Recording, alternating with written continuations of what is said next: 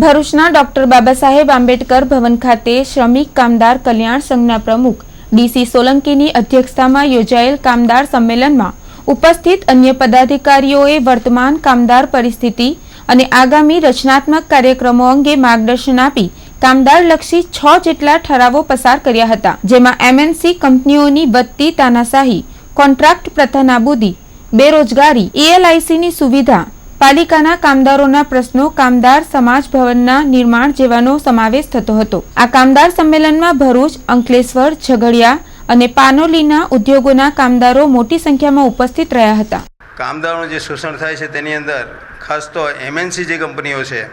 એ તો પોતાની જાતને કોઈ જાણ શું સમજે છે એ સમજાતું નથી, કારણ કે ઉપરથી પીએમઓ ઓફિસથી જ એમને માટે લાલ જાજમ પાછળવામાં આવે છે। જ્યારે પણ એમણે કામદારોના